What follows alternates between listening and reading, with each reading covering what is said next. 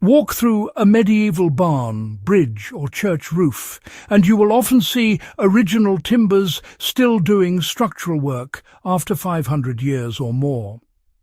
This survival was not accidental, and it was not achieved through luck, superstition, or secrecy. Medieval builders possessed a powerful anti-rot weapon that modern construction almost completely ignores. It wasn't a substance you could buy in a barrel, and it wasn't a single technique applied at the end of a build. It was a deliberate manipulation of wood chemistry that began before the tree was cut and continued throughout the life of the structure. Once you understand this weapon, it becomes clear why modern wood fails so quickly despite advanced treatments. The real enemy of wood rot was food, not moisture. Modern thinking treats water as the primary cause of rot, but medieval builders understood something more fundamental. Rot organisms need food before they need moisture. Fungi and bacteria feed on sugars, starches and proteins inside the wood. Medieval builders focused on removing or neutralizing those nutrients long before worrying about surface protection. This insight shaped everything they did. Trees were selected carefully, often older and slower grown, because dense heartwood contained fewer nutrients than fast-grown sapwood. Soft, nutrient-rich outer layers were avoided or removed. In many cases, only the heartwood was used for structural elements, even if it meant wasting material.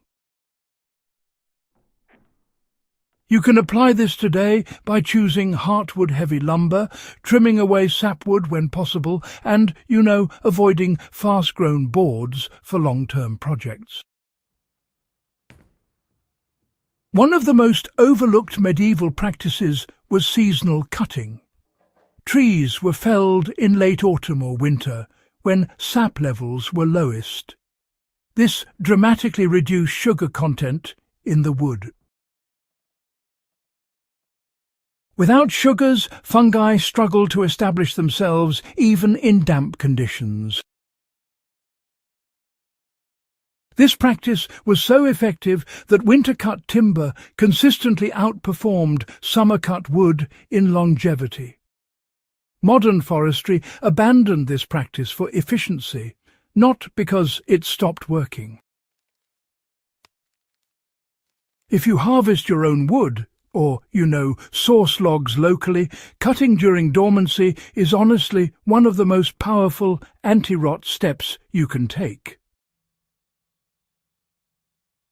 Water leaching was, in fact, a chemical weapon disguised as storage.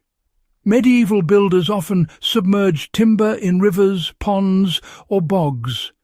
This was not just accidental storage. Water immersion leached out remaining sugars and starches while leaving structural fibers intact. Cold water, you see, slowed bacterial activity while flushing nutrients from the wood. Now, this process, you see, fundamentally altered the chemistry of the wood, leaving behind material that decay organisms.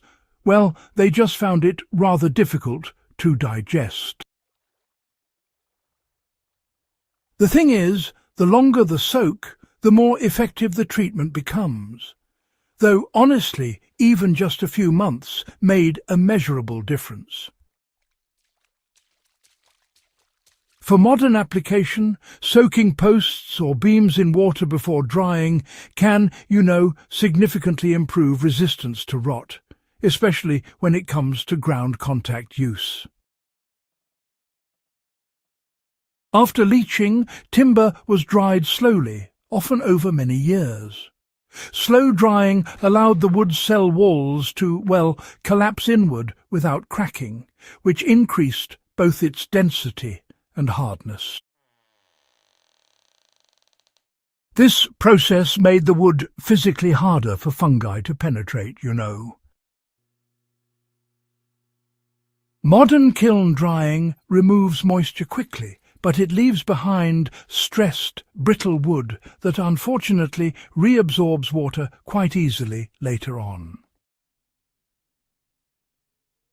Medieval drying created wood that resisted both moisture and biological attack.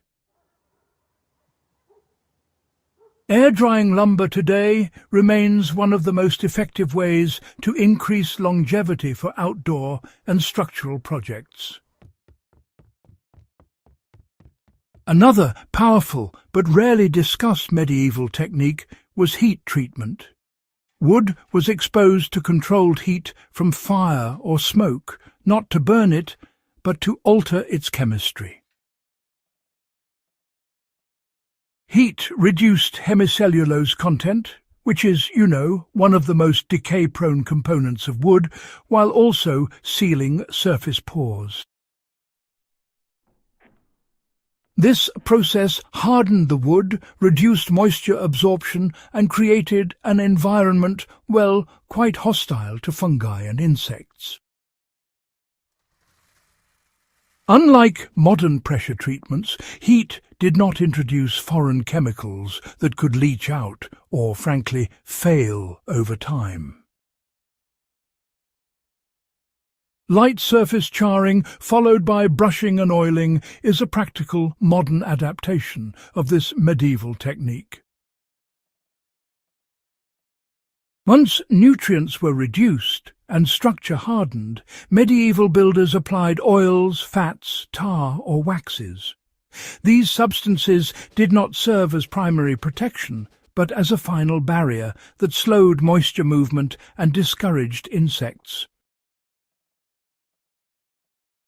Because the wood underneath was already resistant, these treatments lasted longer and worked better. These days, modern builders often reverse this order, you know, depending on surface coatings to protect untreated wood. But medieval builders, well, they tackled the problem right at its source instead. The medieval anti-rot weapon, it wasn't just a one-time fix. Structures were maintained, re-oiled, retarred and repaired early on.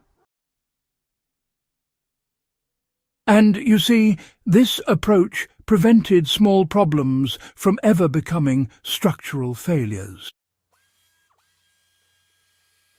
You know, this approach can still be used today. Regular inspection, simple retreatment and early repairs really do extend wood life far beyond what modern materials promise. This weapon disappeared because it required time, patience and understanding. Industrialization replaced wisdom with speed. The result was convenience at the cost of durability. For survivalists, homesteaders and serious students of history, this knowledge is more relevant now than ever. It offers a way to build with local materials that last without dependence on industrial chemicals. If this deep dive helped you understand medieval building in a new way, subscribe to In the Beginning. Share this with fellow history enthusiasts and help keep serious historical knowledge alive for future generations.